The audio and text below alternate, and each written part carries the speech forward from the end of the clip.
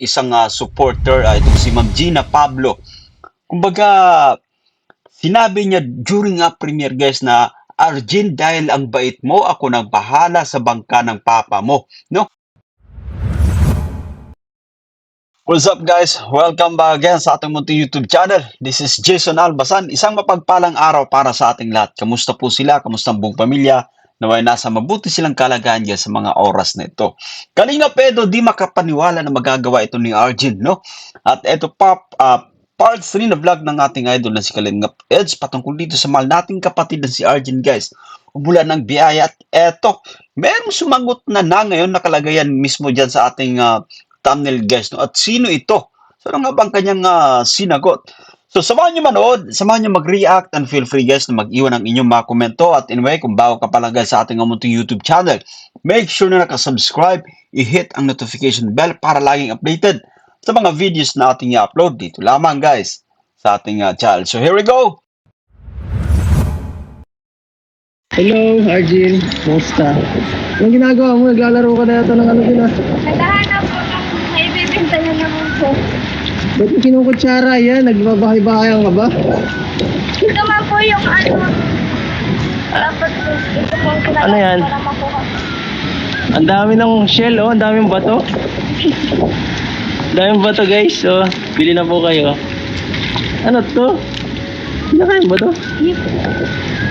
Hindi yan tahong no? Malaki man po yun. Kaya nga. Yan po. Ang hirap maglakad guys. Sa Ramis, ang hirap. Hindi ka na ako lagi matumba. Grabe, hindi kayo naiinitan dito? Sanay malaki pa. Sanay na? Yan po, halatadong kanina pa sila naghahanap kasi napuno na oh. Ikaw magawa nito lahat? Seryoso, ang hirap nito magawa. Ay, kayong dalawa ni Totoy. Ito guys, itong yung kumbaga na-amaze itong ating idol si Kalinga Pedro pagdating dito kay Arjun. Talagang napaka-responsabling bata guys, no? At kumbaga hindi siya makapaniwala na wow. Kumbaga nagagawa ni Arjun yung mga ganitong klaseng kumbaga bagay guys, no? Which is kakaiba, no? Unique ang batang si Arjun kasi unlike sa mga ibang nating mga kabataan sa yung iba siguro puro cellphone, puro barkada, puro tropa, no? Si Arjun ito kumbaga patuloy ang kumbaga paghahanap buhay kung ano yung karaniwang ginagawa sa araw-araw, no? Eto. So, kaya naman kumbaga tinawag ng mga viewers kasi na napakamasino sa pera din itong si Arjun. Of course, napakamasipag na bata. Kasi yung mga natatanggap guys, no? Yung mga natatanggap na biyaya ni Arjun ay kumbaga talagang budgeted din sa mga magagandang bagay guys, no?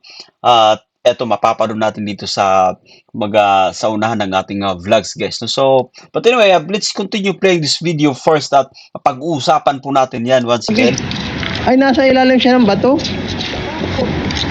Madali man din po ako natin. Madaling hanapin yung ganyan. Bakit mo kinukutsara? Para po sakit po kasi sa kamay ko. Kamayin mo po yun. Oo nga no. Yan po ang ano dito. Kaya po kung ano po kayo, kung gusto niyo maghanap dito, pwede niyo pong gamitin yung mga kutsara ninyo sa inyong bahay.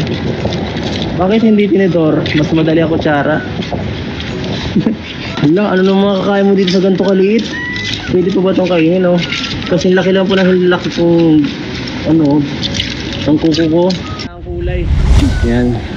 Ito, Arjun, pinapadala ni Ma'am Susie at Celia, ang isa sa ating Kalingap supporter. Nagpadala sila ng 2K para sa iyo at si Kuya Jason, 1.5. Ito, bilangin mo na lang, 3.5 yan lahat. Salamat po kay Ma'am Susie. Tsaka po kay Ma'am Celia. Ma'am Celia. At Kuya Jason. Tsaka po kay Kuya Jason. Salamat Albasan. po. Kuya Jason Albasan. Yan. Kuya Jason. Salamat po sa binigay niyo pong tulong. Oo, yan sa 3,000 pa. Ano nang gagawin mo dyan? Ano po, bibili pa po ako ng lambat po. Siya? Pandagdag po para kay Wala. Papa. So ito nga guys, no, ito yung isa sa mas hinahangaan pa natin dito sa batang si Arjun guys. Kasi hindi hindi lang sarili niya yung iniisip niya, no, pati rin yung kanyang ama, especially pagdating sa kabuhayan at kumbaga yung ginagamit niya guys, no, sa mga magandang bagay which is kumbaga nagiging asset na rin, let's say itong lambat. So magagamit ito sa pangingisda, no. So kumbaga kaya mag-produce ng pera, kumbaga hanap buhay, no, or makakapag produce ng income para sa kanila. So yun nga guys, so dahil sa napakabuting kalooban, no, ni RG, napakamabait, and of course napaka-supportive din sa kanyang ama, mapagmahal sa kanyang ama, no, at masinop sa pera. Isang supporter itong si Ma'am Gina Pablo. Kumbaga sinabi niya during premiere guys na, Arjun, dahil ang bait mo, ako nang bahala sa bangka ng papa mo, no? Basta pakabait ka lang. Thank you so much, Edo, sa walang sawang pagsuporta sa ating mga kababayan. God bless your big heart. Yun. So, guys, kapag ka ganito, talagang anyway, napaka-deserving din ni RG na maka-receive ng mga ganitong biyaya kasi talagang napaka tawag dito, no, nakaka-inspired ika nga itong batang si Arjun kasi pamilya rin yung talagang nasa isipan niya, at of course pagdating sa pera, no, masinop ang batang ito, no, talagang ginagamit sa mga bagay-bagay na talagang napaka-importante din, yung papunta sa lola niya rin yata, no, sa kanyang mga kapatid, of course sa kanyang ama. So talagang nakakatuwa guys. So eto nga, umulan ng biyaya guys, no, para dito sa kay Arjun. So at aabangan pa natin sa mga upcoming vlogs guys, no? Aabangan pa natin sa mga upcoming vlogs ng ating idol kung ano yung magiging update, no, patungkol dito sa isang nagmagandang loob na si Ma'am Gina Pablo patungkol dito sa bangka ng kanyang papa guys. Pakunti-kunti lang po yung bili ko. Ay, Kunti-kunti. opo. Hindi pa ba sapat yung isang lambat, yung dalawang lambat na bilang? Hindi pa yun? Hindi pa. Ganun pala. Kala ko, sakto na yun. Hinahati pa man po. Okay, sige. Dahil dyan, may pambili na kayo ng lambat nyo. At si papa mo, nakikisakay lang, baka may magawa na tayo dyan kung Din na nakikisakay lang ng bangka or nakikigamit or sumasama sa mga kakilala, mga katropa para at least kumbaga makapaghanap buhay lamang. So eto na nga, no. Eto na, at merong kumbaga hulog ng langit si Ma'am Gina Pablo. Yan, tuloy natin. Arjun, di ba yung mo, yung lambat na andyan ba yun? Opo, nilong po sa loob. Kukunin ko lang po. Sige. Yan po guys, iaano ni Arjun yung lambat. Titingnan natin.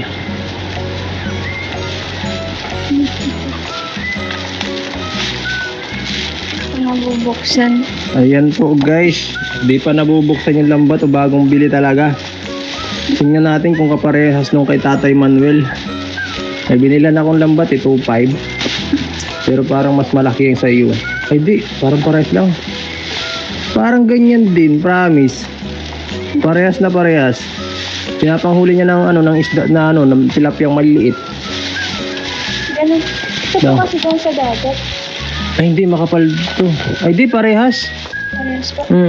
Pero po? Pero ito yung sa kanya, gawa na. Ito parang hindi pa gawa. Gagawin ko din po ito. Mamano-manohin din yan. Hindi po. Lalagyan pa yan ng palutang, lalagyan pa bigat, gano'n, no? Hindi po. Ako din, natulong din ba ako sa paglalagay ng ganun? Siya? Ako ng ganun. Ba, ayos marunong rin. Grabe, kaanga-anga talaga itong batang si Arjun, but anyway, itong kinamulatan niya, no? So kaya kumbaga alam niya kung paano gawin yung mga ganitong klaseng bagay-bagay guys, no? Ayan, at talagang nakakatulong guys, no, matulungin itong si Arjen pagdating sa kanilang pamilya guys, no? Especially sa kanyang ama kasi usually yung ating ama guys, no, yung kumbaga nangingisda yan. So yan, napakagandang bagay nito. Matrabaho yan. Opo. Mano-mano din po ito sa paglalagay ng pabigat niya po. Kaya ngayon nga mahirap niyan eh. Kaya po na. Pagdating ni Papa mo, gawin natin yan. Tulungan, ako tutulong-tulungan. Ang pakita mo. Ang ganda oh. May gown ka na sa ano mo, sa birthday mo. May gown ka na sa birthday mo. Yan ah. Yan ang ano mo. Dalawa lang po yung nabili. Dalawa lang, tapos 1,500. Siguro mabili pa tayo ng mga ano yan. Mga, Konti-konti lang. oo, mga apat pa. Para kahit paano eh, mas maging magandang ano, panghuhuli ng isda. Wala po madami. Para madami, no? Ang galing. Baka maubos nyo na isda niya pag sobrang dami nyo ng gamit. Hindi naman. Hindi mo po. Hindi naman ano. Malaman kung dagat. Wawa ka, no? Grabe, nakakatuwa kasi ito si Arjen talaga yung binibigay natin dito. Hindi talaga nasasayang mga Yun. kalingap. Salamat po sa nagbibigay ng ano ng tulong sa kanila, nag-sponsor. At yan po, yung ano po binigay po ninyo, yan po. Ito ang nangyari, ito ang binili niya. Imbis na ano niya, igastos sa kung saan-saan. Yun. Ang binili niya ay ano, talagang magagamit nilang pamilya sa pang-araw-araw. Yan sa pagninegosyo, pantrabaho ni Papa niya yan. Hindi ko nga po alam yung habang binikan ko siya ng ganito. Ay, hindi alam ni Ay, Papa mo. grabe. Ay, di surprise yan pag ano ni Papa mo. Kakatuwa talaga si Arjen, guys, no? Hindi pa pala alam to na kumbaga binilhan niya ng lambat yung kanyang mahal na ama. So, nakakatuwa at sana lahat ng lahat ng mga anak ganito yung klaseng mag-isip, guys, no? Yung kung bibilhan mo ng mga gamit sa pangisda ang yung ama at bilang kumbaga sorpresa na rin or regalo na rin at talagang I'm sure matutuwa yung tatay ni Arjen. Kaya nga naman once again, guys, labis na napapamahal na din itong si Arjen sa mga manonood, no? At syempre, eto nga si Ma'am Gina Pablo, guys, no? Dun sa premiere once again, ulitin natin sa premiere once again, at yung patungkol sa bangka, no? Kumbaga siya na raw ang bahala. Sana magkatotoo yan at sana nagkausap na sila ni Kalingap Eds ng ating idol patungkol dito, guys, no? At sana po talagang mangyari, guys, no? Mangyari na magkaroon ng bangka yung mahal na ng ating mahal na kapatid na si Arjen, guys. So once again, abangan pa natin yung mga upcoming vlogs ng ating idol na si Kalingap Edo. Ayan, salamat sa mga patuloy na sumusuporta, guys. At yan, kung bago ka pa lang, guys, sa ating munting YouTube channel, make sure po na nakasubscribe para laging updated po ng mga videos nating upload. So bye for now. Once again, ako po si Jason Albazad. God bless us all.